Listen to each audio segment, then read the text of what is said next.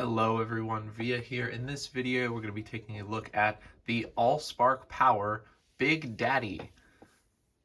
Strange name, I know, but for a very, very cool toy. So here he is in his vehicle mode.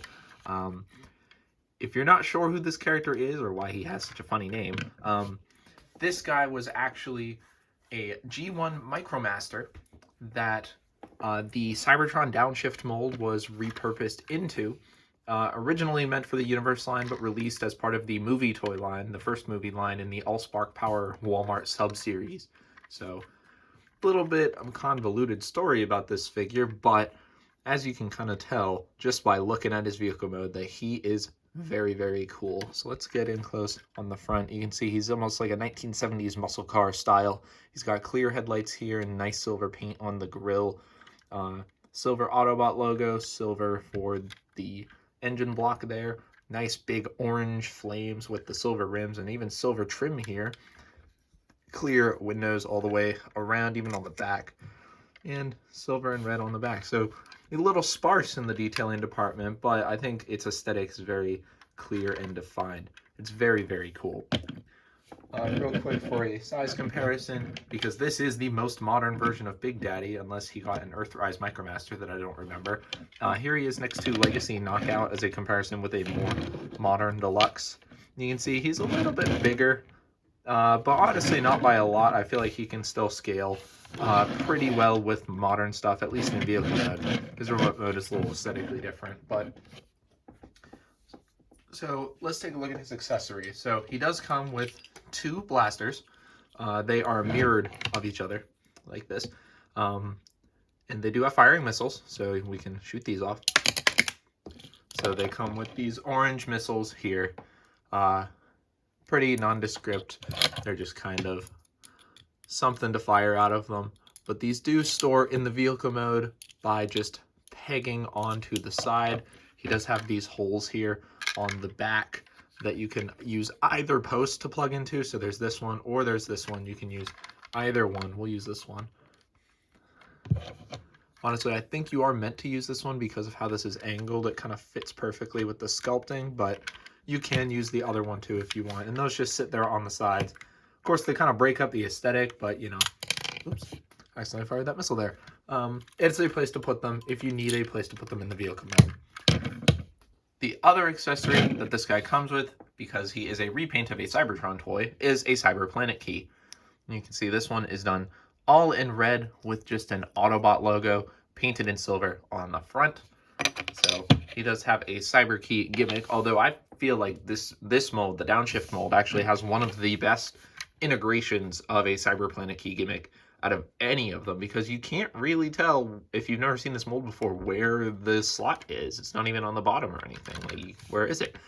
It's here in the back windshield. It actually folds down, so if you get your nail in here, you can flip this up, and there's your Cyber Key slot. And it folds down and it's done in clear, so you can honestly barely tell that it's back there, which is just really cool. So if you want to completely ignore the gimmick, you can.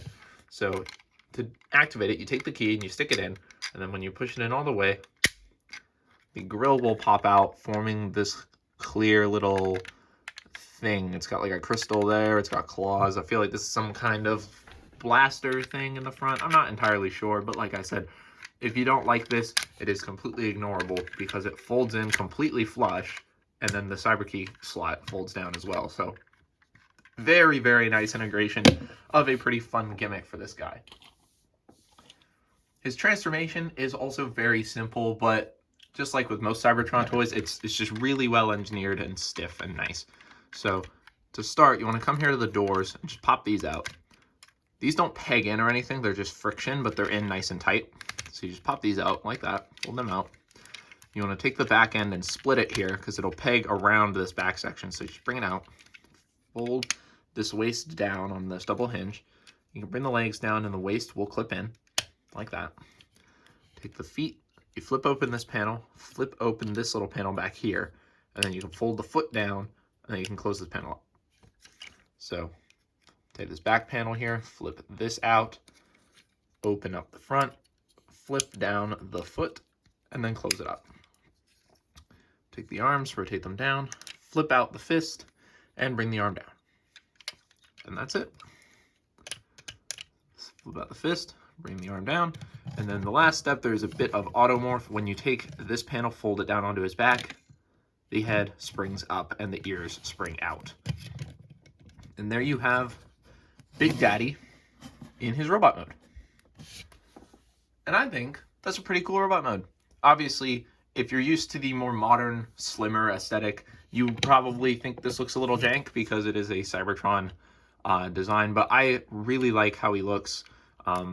He's got the nice big hood chest here. His body type is very similar to the Micromaster, so that is pretty cool. A lot more orange gets revealed in this mode. I really like the hits on the hands, head, and waist and thighs here.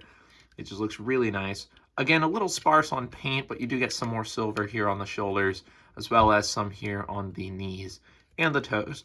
So he does have at least a little more color breakout than he does in his vehicle mode. He even gets a little hint of purple here on the head sculpt. You can see, I mean, just like Downshift, the head is very Wheeljack-esque, G1 Wheeljack. He has the little clear ears that spring out and the mouth plate, but it is done in orange and purple so that it looks a little bit more like Big Daddy. His eyes are clear, but there's no light piping or anything, so his eyes look a little weird, but I think it's fine.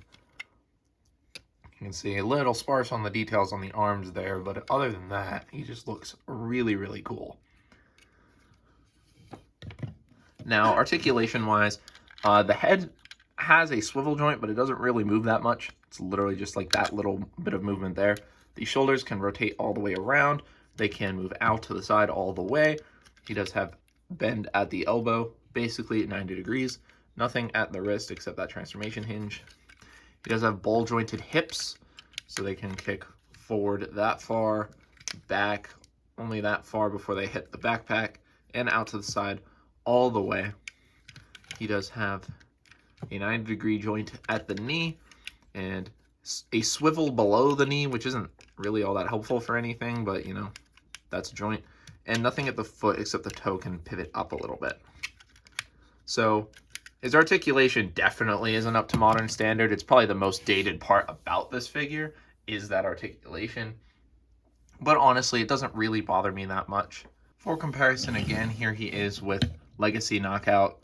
Again, just to have a more modern comparison. And you can see in robot mode, he's a little big too, but I still think that he kind of fits, although Knockout is definitely more posable.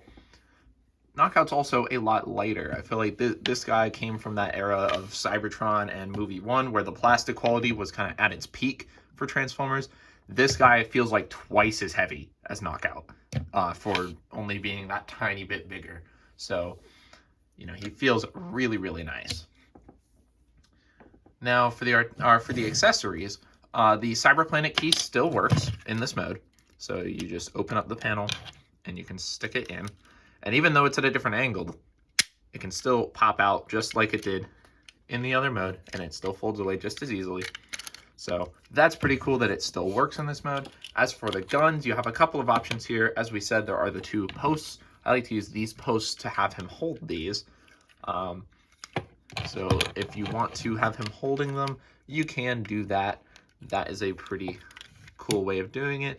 Or he actually can shoulder mount these, which is my preferred way of displaying him. So he does have these little clips up here on the top of the gun where this cutout is, and these just hook into these little divots here on the front and the back of the shoulder. So you just kind of hook them on like that, and so they just stick on there. And I think that looks pretty cool. I really like the look of that. I like to push them in so they touch the side mirrors. I think that is a pretty cool look for this guy, to have those big shoulder cannons. And of course, they still fire, so that's pretty fun as well.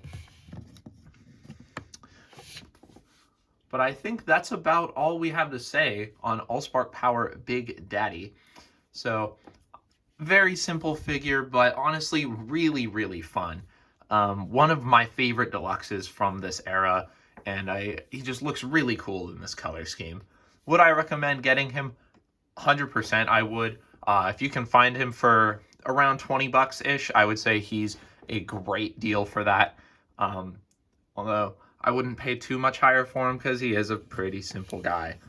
But if you like the character, this is basically your only option aside from the G1 toy, so definitely recommended. Sorry for the shorter video this month, but we've been a little bit busy. But if you want to see more videos on older figures from this era, leave a like and drop me a comment down below. I always love hearing from you guys, and I would love to hear your thoughts on this figure or this character. In the description, I have a link to my Instagram page, so you can drop me a follow if you want to see some photography there. But that does it, so I'll see you all in the next video. Bye-bye.